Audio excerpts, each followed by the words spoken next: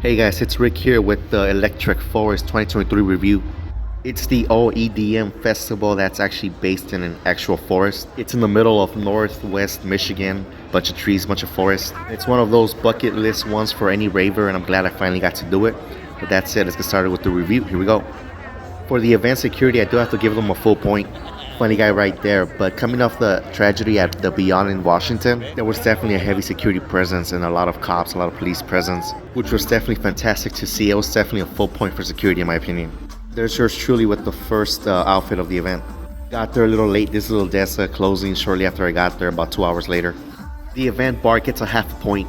They did have plenty of options, but in my opinion, they were a little too expensive compared to like Bonnaroo. Also, when they ran out. It was kind of hard to get a drink. And finally, they were way too strict with the wristband to be 21 plus, in my opinion. Like, I'm talking, they scan your wristband with the other wristband, they matched it, etc.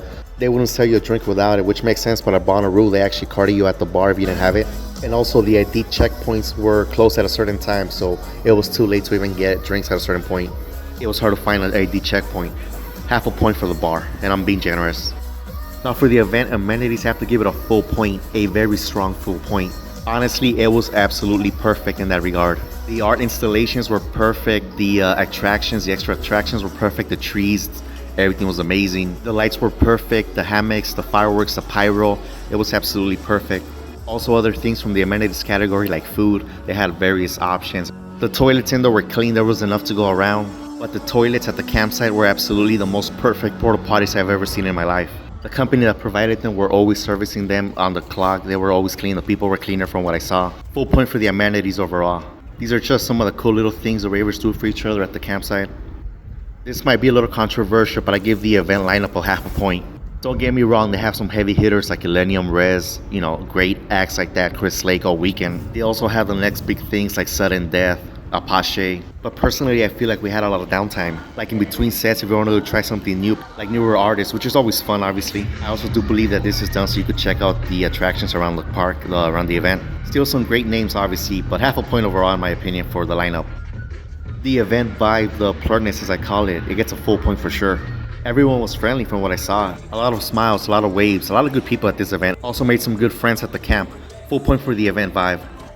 For the event safety, I also give it a full point, a very strong full point.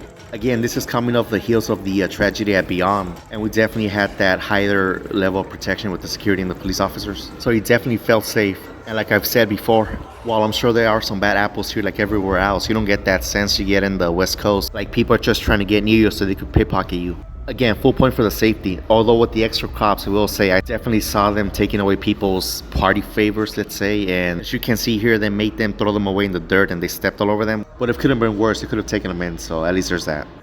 Now for the event attendees, I have to give them a full point. Like I said earlier, a bunch of great people here. And while it was also mostly Caucasian, I do feel like it was a little more diverse than, say, Bonnaroo. There was definitely more African American people, more Asian people, etc.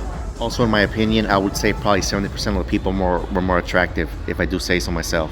There was a lot of hippies, in my opinion, a lot of barefooted people, a lot of the wooks, if you will. Everyone was just having fun in their own way. Full point for the attendees overall.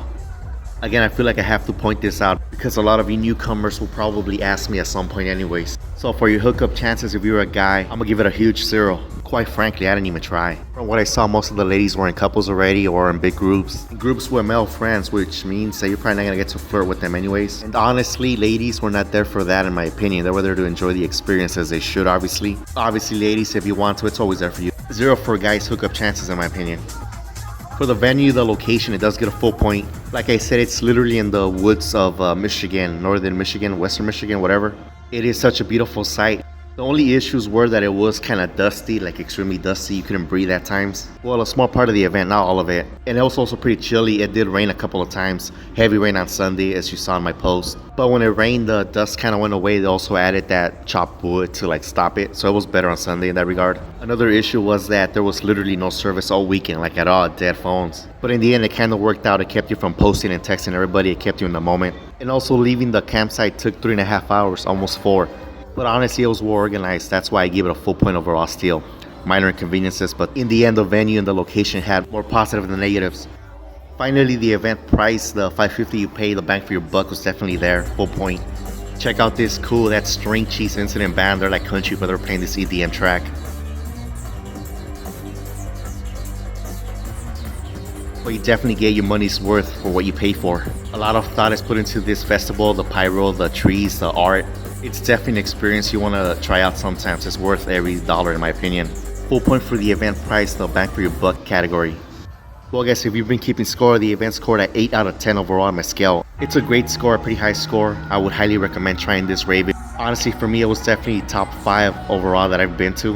And I've been to a lot. I would definitely come back here if I get another chance. This is Millennium closing out one of the days. My favorite sets were definitely Millennium, Above and Beyond. Apache was great, Rez. I would say I was a little underwhelmed by Sudden Death's Void. Just an unpopular opinion. I'm sure you guys are not going to agree with that one. Once more, I highly recommend this event. Try it out if you're a raver. And there you have it. Thank you guys so much for checking out this unbiased Electric Forest 2023 review. Don't forget to follow and check out my other raving and other concert footage, along with some fun traveling footage. Thank you guys. That's yours truly checking out the hammock, enjoying himself. Enjoy the rest of the extra footage I provided from the Electric Forest. Thank you.